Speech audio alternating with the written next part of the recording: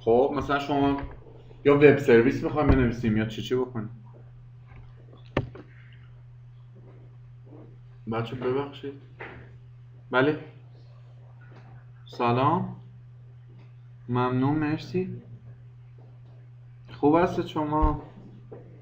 قربان شما. من سر کلاسم خانم نظری دوست.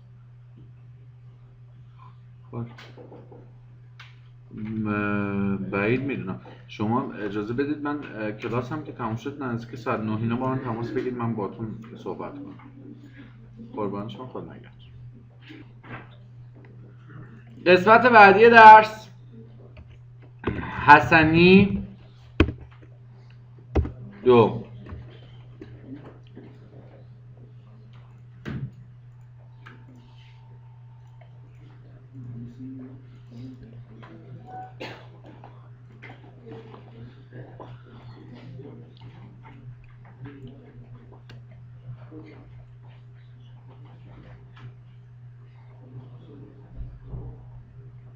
بچه ها خوب گوش کنید که این لازمتونه ها.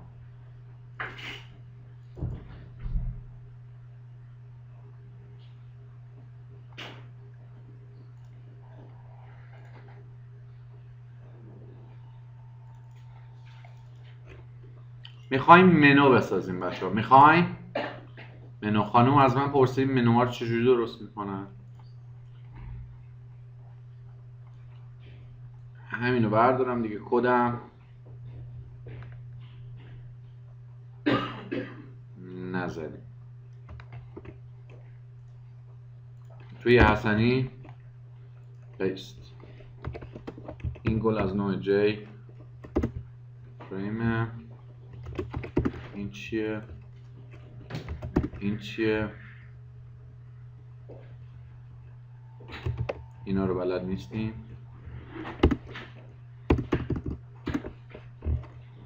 بچه دقت کنید، منو که میخواید درست کنید توی جی فریم میگی جی فریمه. فریم مساوی نیو جی فریم تست. فریم دات ست دیفالت کلوز اپریشن جی فریم اگزیت آن کلوز. بچه اولین کاری که میکنید باید یک منو بار درست کنید. به این میله اینجا اصطلاحاً میبینید به این میله اینجا اصطلاحاً میگم منو بار. من البته پروژه‌ام بهتره یه دفعه ران کنم، شما عزیزان ببینید. به این میگن منو بار. پس اول یه چی درست میکنیم؟ منو بار. یه جی منو درست کردیم به نام فایل. به منو بارمون کی رو اد کردیم؟ منومون رو اد کردیم. پس فایلمون افتاد تو منو بار. حالا جی منو آیتم نیو منو آیتم کلین منو دات اد منو آیتم. نهایتا بچه ها منو بارتون رو باید به فریمتون اضافه کنید. فقط دیگه از متد اد برای اضافه کردن استفاده نمی کنید، چون هر فریم حد اکثر چند تا منو بار میتونه داشته باشه؟ یه دونه. پس از چه دستوری استفاده میکنید؟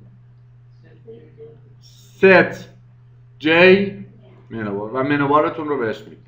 حالا ما بیایم یه خود زیر شاخه درست کنیم. منوی 2 کلین چی بچه ها؟ 2. به منو کی رو اد کنیم؟ منو آیتم 2. الان نگاه کنید، میبینید؟ آره؟ خب دیگه چی کار میخوایم بکنیم؟ میخوای یه فایل دیگه هم اضافه کنیم؟ مثلا یکی ادیت، این منو 2 منو بار دات اد منوی 2.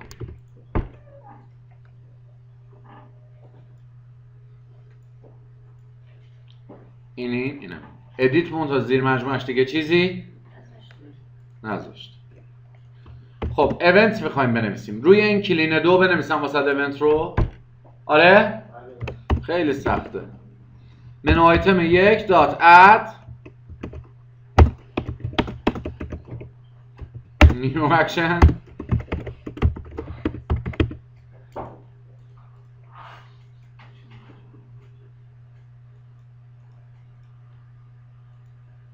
کلین 2 نوشته ایم، نه رو کلین خالی نوشته. میبینید؟ آره؟ تمام شد.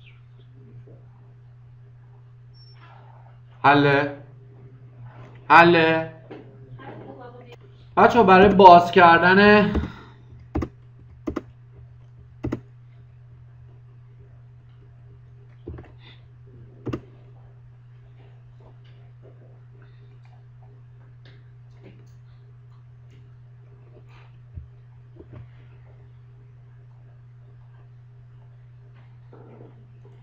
مثلا یه باکس میخوایم باز کنیم. من تو همین متد اکشن پرفورم کدش رو مینویسم.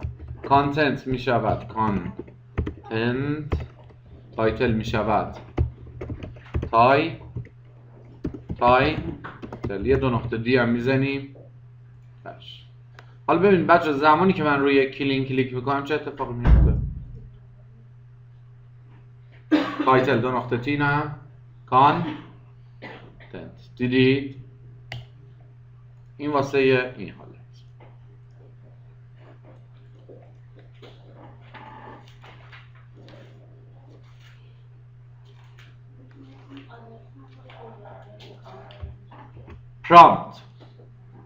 prompt میگی J option pane show input. بذار این قبلیه رو بچه موافقی چیزش کنیم، کامنتش کنیم، این یکی رو بیاریم. show input dialog اینم دقیقا میشود content، اینم میشود 2 نقطه دی. خروجی این دستور یک استرینگ str به شما برمیگردون که میتونید s out کنید. چی رو بچه ها؟ str.